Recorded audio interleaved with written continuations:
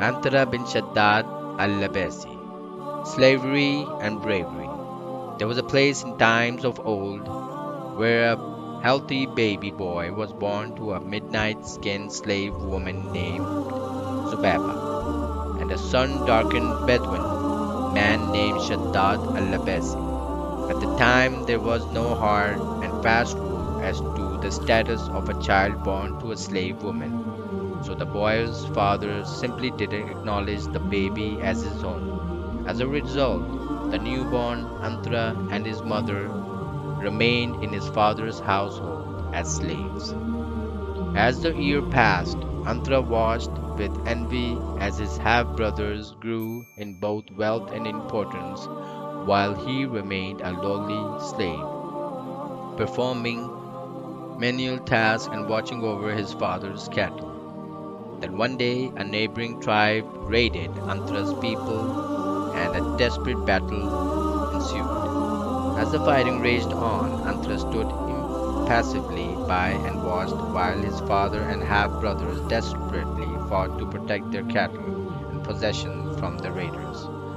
Why, Antra thought bitterly, should I fight to protect men who care nothing for me, and defend possessions that will never be mine? Before long, Antra's stillness caught his father's eye. Shaddad called angrily to his unacknowledged son, "Fight, Antra!" Antra gave his father a cool look and replied, "A slave does not fight well. He is only good for herding and serving." Infuriated by his son's pat reply, Shaddad barked, "Fight, Antra!" Antra, thoroughly unmoved by his father's commands, replied in a calm voice, "A slave does not fight well.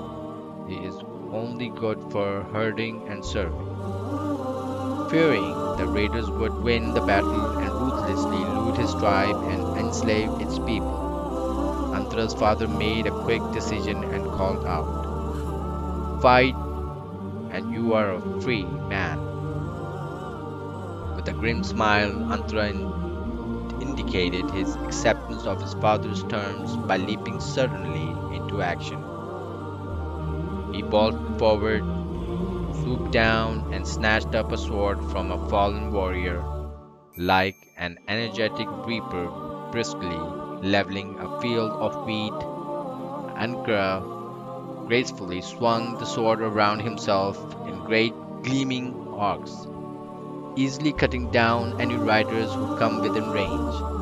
Antara's phenomenal strength and deadly skill quickly turned the tides of battle. The raiders all retreated fearfully from the grim young warrior with the blazing eyes, who so easily slew anyone who dared face him.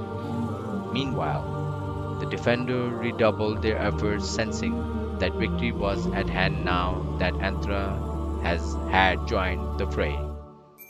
After trading a few wide-eyed looks, the raiders decided they had enough, and they all turned tail and fled, leaving the Abbasi tribe proud and victorious and still in possession of their cattle.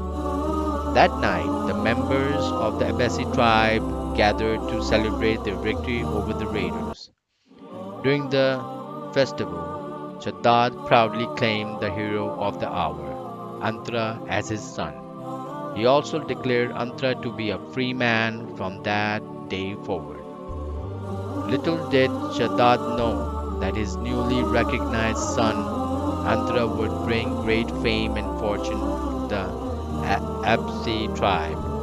Over the course of his life, Antra became a renowned warrior and a celebrated poet, and the story of Antra's undying love for his beautiful cousin, Abla, became one of the most famous romance stories of all time.